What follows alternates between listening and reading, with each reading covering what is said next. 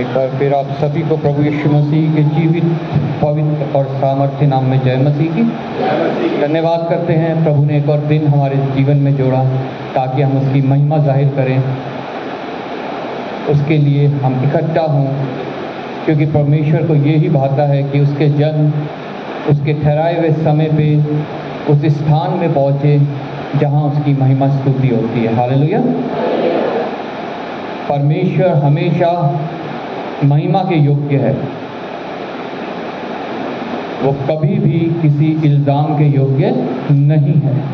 इसलिए हमें हमेशा जो है परमेश्वर की महिमा करनी है, उसके ऊपर कोई इल्ज़ाम नहीं लगाना है कि परमेश्वर तेरी ओर से हमारे ऊपर ये मुसीबत आई है, तेरी ओर से हमारी ये हालत हुई है, क्योंकि वो कभी भी किसी के लिए बुरा नहीं चाह सकता, क्योंकि उसने हमें अपनी स्वरूप में, अपनी समानता में रचा है और हमसे इतना प्रेम किया कि अपना इकलौता पुत्र हमें दे दिया। इसलिए हमेशा हमें जो है उसके राज्य के लिए तैयार रहना है और उसके राज्य के फैलाने के लिए तैयार रहना है। Praise Lord. हम रोमियो की पत्री उसका पहला अध्याय 16 और 17 आयत पढ़ेंगे।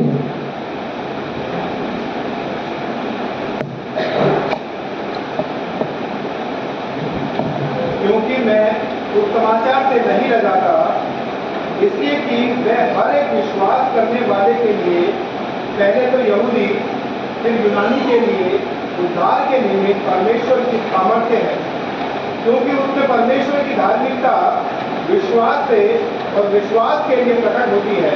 जैसा लिखा है, विश्वास से धर्मी जन जीवित रहेगा। आइए हम प्रार्थना करें। धन्यवाद पिता परमेश्वर, धन्यवाद करते हैं प्रभु एक बार फिर तेरी महान करुणा के लिए जो सदा की है, प्रतिभोर नहीं होती है, आज फिर हमारे ऊपर प्रबल है प्रभु। विशेष धन्यवाद करते हैं सुंदर अवसर के लिए प्रभु, जब पिता परमेश्वर तूने हमें चुन के समीप आने दिया है और धन्य किया है प्रभु। तेरी उपस्थिति यहाँ है पिता परमेश्वर, हम ये विश्वास से जानते हैं प्रभु, क्योंकि तेरा वचन कहता है जहाँ 2 या 3 मेरे नाम से इकट्ठा मैं उनके बीच में हूँ। हाँ पिता परमेश्वर, तेरी आत्मा और सच्चाई के द्वारा हमने तेरी आराधना करी, स्तुति करी, महिमा करी। तेरी आत्मा के पिता परमेश्वर सहायता से पिता परमेश्वर अपने विनती, निवेदन, प्रार्थनाएं धन्यवाद के साथ हम तुझ तक पहुँचाने पाए हैं। अब पिता परमेश्वर तेरी आत्मा की सहायता से ही हम ये वचनों को पिता परमेश्वर चाहते हैं कि इसको पिता परमेश्वर हम समझें और इसके द्वारा जो कुछ तू हमसे बातें करना चाहता है पिता परमेश्वर उसको समझे। धन्यवाद करता हूँ पिता परमेश्वर की ये जीवित और पवित्र और सामर्थी वचन हमारे बीच में है पिता परमेश्वर, जो हमें कायल करते हैं, कन्विक्ट करते हैं, अपना काम करते हैं प्रभु। आए हुए प्रत्येक जन को तेरे हाथों में सौंपता हूँ। हृदय की भूमि को तैयार करना, ताकि जब वचन का बीज पड़े तो वो नाश ना हो बल्कि बहुत सा फल लाए प्रभु। धन्यवाद करता हूँ पिता परमेश्वर अपने लिए कि तूने मुझे एक बार फिर विश्वास योग्य जाना है और पिता परमेश्वर अपनी सामर्थ दे के यहाँ खड़ा किया है प्रभु। तेरी आत्मा के बिना पिता परमेश्वर मैं कुछ नहीं, मुझ में कोई भी योग्यता नहीं, कोई भी काबिलियत नहीं पिता परमेश्वर। मैं धन्यवाद करता हूँ पिता परमेश्वर तेरा कि तू पिता परमेश्वर मुझे इस्तेमाल करता है और पिता परमेश्वर अपने कार्य के योग्य समझता है प्रभु। एक बार फिर पिता परमेश्वर आदर महिमा तुझे देते हुए प्रभु यीशु के नाम से मांगते हैं, आमीन आमीन। अभी भाई ने प्रार्थना करवाई मणिपुर के लिए और कोई वीडियो उनके पास आया जहां चर्च को तोड़ा और पास्टर को मारा। ये हम सब जानते हैं, वचन में ये पहले से ही लिखा गया है कि ये सब हमारे ऊपर घटेगा। इसलिए इनको देखते हुए हमें विचलित होने की, घबराने की, चिंतित होने की ज़रूरत नहीं है, बल्कि आनंदित होने की ज़रूरत है, क्योंकि हम जानते हैं जब ऐसा होगा, ऐसा बढ़ेगा तो प्रभु यीशु मसीह का आगमन और निकट आएगा। हालेलुया।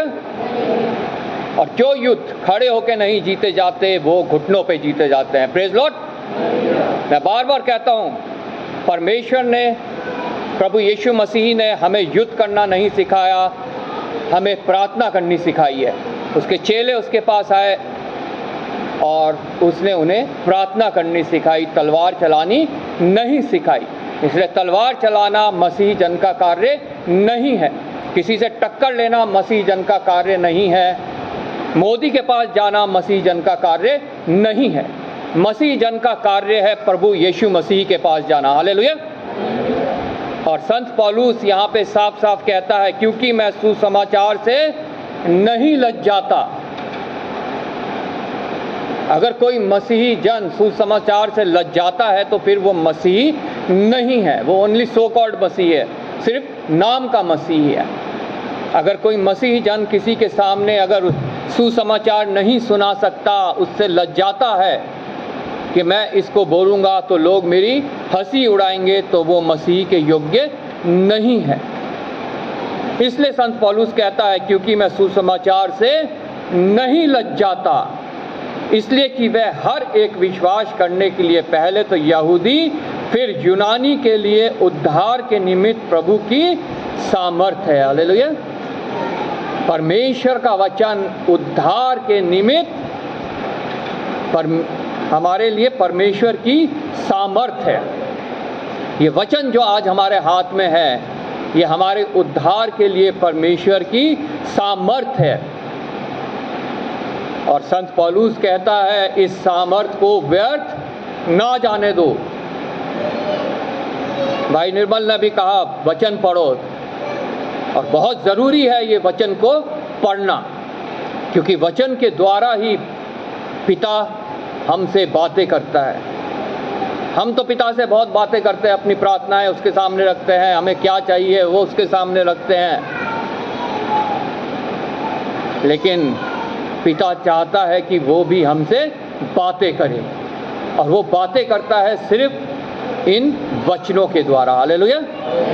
अब सिर्फ हमारे पास एक यही जरिया है जिसके द्वारा हम परमेश्वर की वाणी को सुन सकते हैं। इसलिए संत पौलुस कहता है, मैं वचन से नहीं लज्जाता, इसलिए कि हर एक विश्वास करने वाले के लिए, हर एक विश्वास करने वाले के लिए, पहले तो यहूदी फिर यूनानी, पहले वो लोग जो परमेश्वर की निज प्रजा हैं, और उसके बाद मैं और आप, हम सब के लिए ये परमेश्वर की सामर्थ है। और प्रभु का वचन कहता है, अब ना यहूदी रहा, अब ना यूनानी रहा, अब सब एक हो गए हैं प्रभु यीशु मसीह के द्वारा। जितनों ने प्रभु यीशु मसीह को ग्रहण किया है, उनमें अब कोई ऊंचा नहीं है, उनमें अब कोई नीचा नहीं है, वो सब एक बराबर हैं, और सब के लिए एक ही सामर्थ है, ये प्रभु के वचन। हालेलुया। और आगे यहाँ पे लिखता है संत पौलुस, बहुत इंपॉर्टेंट बात, क्योंकि उसमें परमेश्वर की धार्मिकता विश्वास से और विश्वास के लिए प्रकट होती है। क्योंकि उसमें, किसमें? जो लोग विश्वास करते हैं, जो इन वचनों पे विश्वास करते हैं, उनमें परमेश्वर की धार्मिकता विश्वास से और विश्वास के लिए प्रकट होती है। एक पहली बात तो विश्वास से प्रकट होती है। परमेश्वर की धार्मिकता हम और किसी रीति से प्रकट नहीं कर सकते हैं। अगर हम कहते हैं हम धर्मी हैं, तो वो हम विश्वास के द्वारा हैं, हमारे धर्म के कार्यों के द्वारा नहीं, या और किसी रीति रिवाज के द्वारा नहीं, किसी खतने के द्वारा नहीं, किसी संत गुरु देवी देवता के द्वारा नहीं, सिर्फ और सिर्फ एक विश्वास के द्वारा, जो यूहन्ना 3:16 में लिखा है कि परमेश्वर ने अपना इकलौता पुत्र दे दिया हमारे लिए, ताकि जो कोई उस पर विश्वास लाए वो नाश ना हो परंतु अनंत जीवन पाए। और वही बात यहाँ लिखी है, धार्मिकता विश्वास से और विश्वास के लिए प्रकट होती है। जैसा लिखा है, विश्वास से धर्मी जन जीवित रहेगा। हालेलुया। विश्वास से धर्मी जन जीवित रहेगा, और कोई जरिया नहीं है जिससे धर्मी जन जीवित रह सकता है। वो जीवन ये शरीर का जीवन नहीं है, वो जीवन है वो अनंत जीवन, जिसका वायदा परमेश्वर अपने वचनों पे करता है कि जो उस पुत्र पे विश्वास करेगा वो अनंत काल तक जीवित रहेगा, वो कभी मरेगा नहीं। ये शरीर निश्चय मिट जाएगा, इस शरीर की जो है कोई गारंटी नहीं है, कोई एक्सपायरी डेट भी नहीं है। बाइबल में लिखी है 70 या 80, लेकिन छोटे बच्चे से लेकर बुजुर्ग तक किसी भी दौरान जो है ये शरीर हमारा मिट जाता है, मिट्टी में चला जाता है। लेकिन हमारी आत्मा जो है, अगर हम विश्वास करते हैं पुत्र के ऊपर कि वो मेरे लिए मारा गया, मेरे लिए गाड़ा गया, मेरे लिए तीसरे दिन जी उठा, तो निश्चय वो अनंत काल के लिए जीवित रहेगी। हालेलुया। इसलिए यहाँ पे संत पौलुस कहता है विश्वास से धर्मी जन जीवित रहेगा। मैं एक और जगह कुछ आयतों पे आपका ध्यान दिलाना चाहता हूँ। गलातियों की पुस्तक उसका 6 अध्याय 7 और 8 वचन कोई जन पढ़ दे जिसको मिल जाए तो। 263 पेज नंबर 263। धोखा न खाओ, परमेश्वर ठट्टों में नहीं उड़ाया जाता, क्योंकि मनुष्य जो बोता है वही काटेगा। क्योंकि जो अपने शरीर के लिए बोता है वह शरीर के द्वारा विनाश की कटनी काटेगा, और जो आत्मा के लिए बोता है वह आत्मा के द्वारा अनंत जीवन की कटनी काटेगा। हम भले काम करने में साहस न छोड़ें, क्योंकि यदि हम ढीले ना हो तो ठीक समय पर कटनी काटेंगे। इसलिए जहाँ तक अवसर मिले हम सबके साथ भलाई करें, विशेष करके विश्वासी भाइयों के साथ। धोखा ना खाओ, परमेश्वर ठट्टों में उड़ाया नहीं जाता। धोखा ना खाओ, परमेश्वर ठट्टों में नहीं उड़ाया जाता। बहुत विचित्र बात लिखी है। मनुष्य कहता तो है कि मैं विश्वास करता हूँ, लेकिन उस विश्वास में वो जब कायम नहीं रहता तो वो परमेश्वर को ठट्टों में उड़ा रहा है। वो और किसी चीज़ पे विश्वास करता है कि उससे हमें छुटकारा मिल जाएगा, उससे हमें शांति मिल जाएगी, उससे हमारा जीवन जो है सुखमय हो जाएगा। हम उसके पास जाके उससे बातें करते हैं। इसका मतलब हम परमेश्वर को ठट्टों में उड़ा रहे हैं। लेकिन वचन साफ साफ कहता है धोखा ना खाओ, परमेश्वर ठट्टों में नहीं उड़ाया जाता। अगर हम उसे ठट्टों में उड़ा रहे हैं तो इसका मतलब हमने अभी तक उसको जाना नहीं है, उसकी सामर्थ्य को हमने पहचाना नहीं है। वो तो कहता है चुपचाप रहो और खड़े खड़े मेरे किए हुए हाथ का छुटकारा देखो। युद्ध मेरा है, तुम्हारा नहीं। हालेलुया। आज भी जो युद्ध है वो यहोवा ही का है, वो किसी मनुष्य का नहीं है, किसी कौम का नहीं है। और सिर्फ हमें खड़े खड़े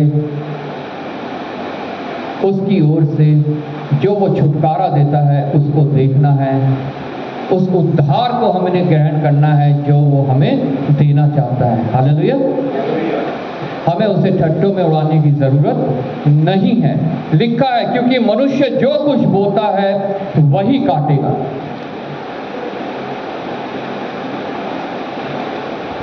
सॉ एंड रीप एक बहुत पुरानी जो है ये परंपरा है।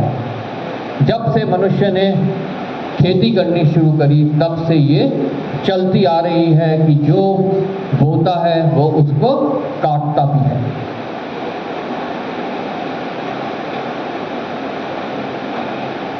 हम जंगली पौधे बोकर, कटीले पौधे बोकर हम गेहूं या चावल की फसल कभी भी नहीं काट सकते। अगर हमें गेहूं चाहिए तो हमें गेहूं बोना पड़ेगा, चावल चाहिए तो हमें चावल बोना पड़ेगा। जो फसल हमें चाहिए हमें उसी को बोना पड़ेगा, तभी उसकी हम कटनी काटेंगे। उसके अलावा हम कुछ बोते हैं और सोचे कि अब हम गेहूं काट लेंगे, तो वो हम कभी भी नहीं कर सकते, क्योंकि मनुष्य का जो कुछ बोता है वही काटेगा।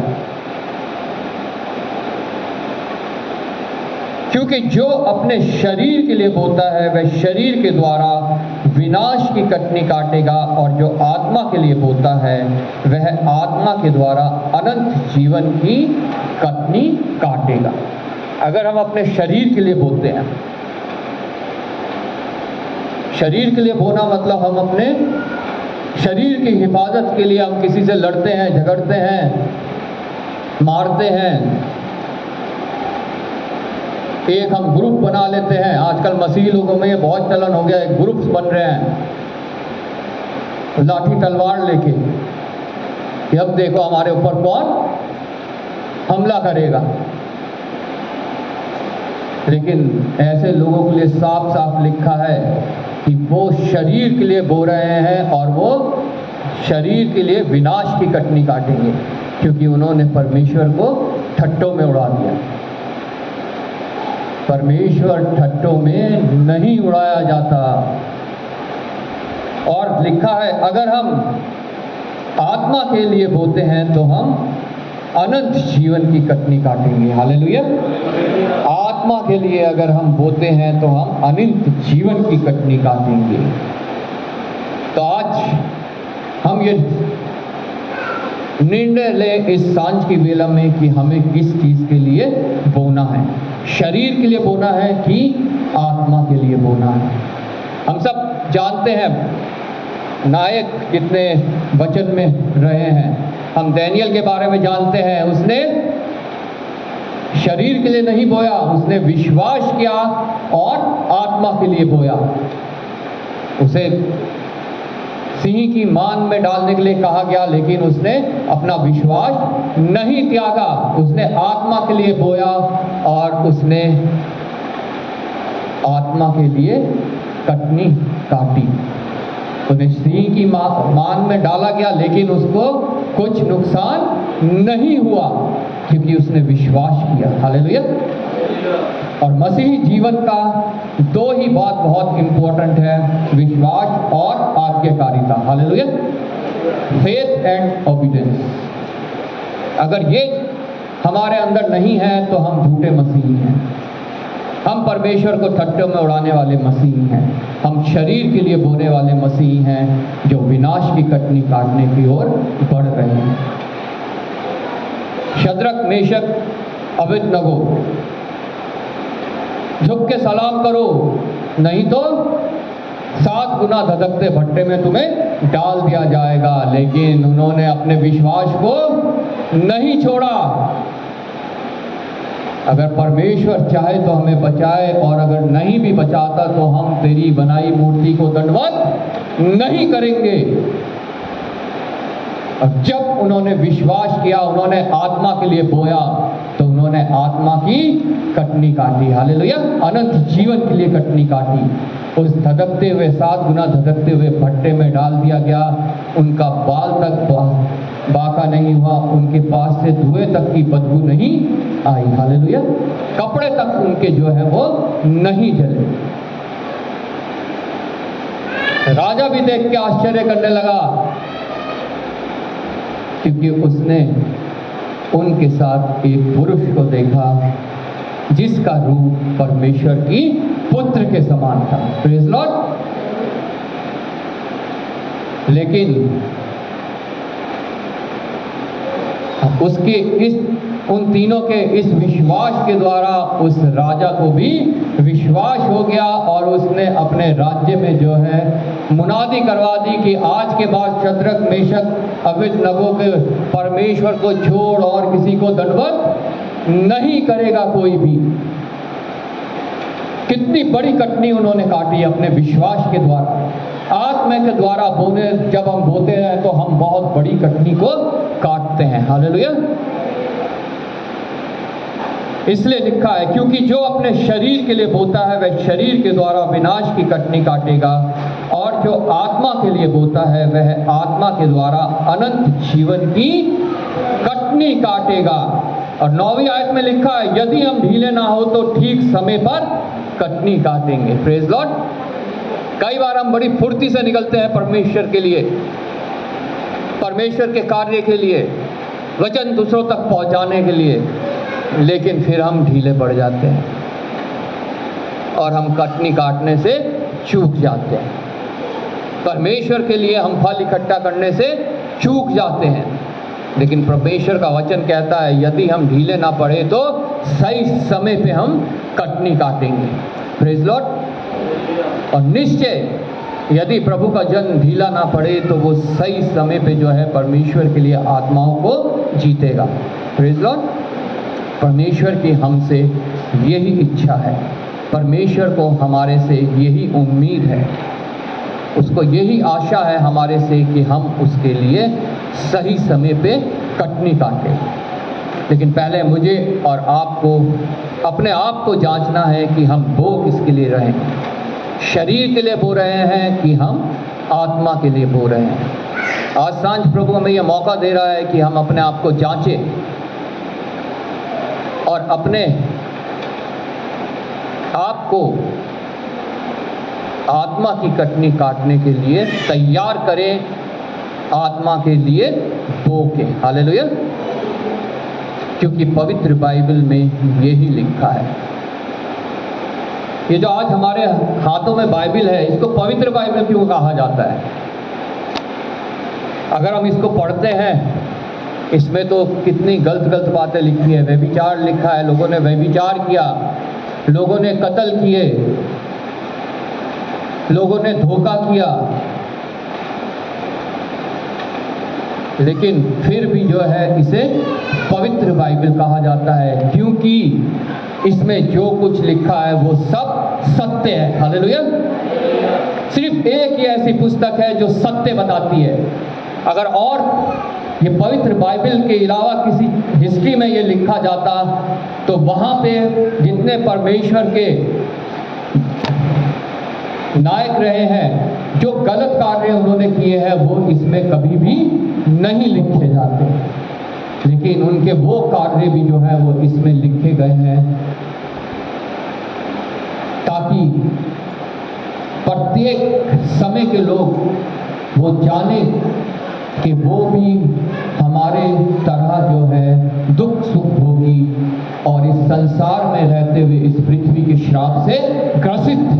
हालेलुया। तो जैसा वो कर सकते हैं वो हम भी कर सकते हैं।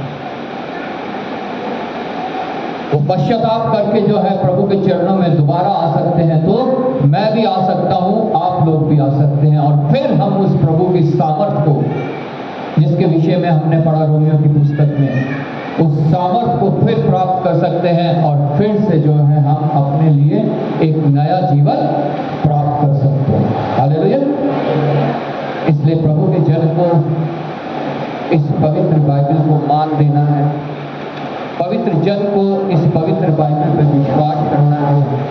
प्रभु के जन को जो है पवित्र बाइबल को पढ़ना है, परमेश्वर से मांगना है कि वो अपनी आत्मा को दे, ताकि वो जो कुछ इसमें लिखा है उसको समझ सके। बिना आत्मा की सहायता के हम इस बाइबल का एक भी शब्द समझ नहीं सकते हैं। फिर हमारे लिए ये पवित्र बाइबल नहीं है, फिर हमारे लिए ये एक आम पुस्तक के समान है, जैसा हम स्टोरी बुक पढ़ते हैं। कहानियाँ पढ़ ली, भूल गए, लेकिन पवित्र बाइबल को पढ़ के उस पर चलना जो है वो बहुत आवश्यक है, उसे याद रखना जो है वो बहुत आवश्यक है। इसलिए बार बार कहा जाता है, जहाँ कहीं मौका मिले प्रेयर मीटिंग्स में जाने का वहाँ जाइए। संडे को चर्च, फ्राइडे को कॉटेज प्रेयर मीटिंग, और उसके अलावा भी अपने क्वाइट टाइम में आपका जो अकेला समय है उसमें आप वचन को पढ़िए, आत्मा की सहायता मांगिए। फैमिली प्रेयर में आप वचन को पढ़िए। निश्चय परमेश्वर जो है वो अपने जन को सामर्थ देगा, अपने जन को आशीषित करेगा और उसका जन आत्मा के लिए बोने पाएगा, ताकि अनंत जीवन की कटनी काटे। हालेलुया। परमेश्वर आपको इस वचन के द्वारा आशीष दे।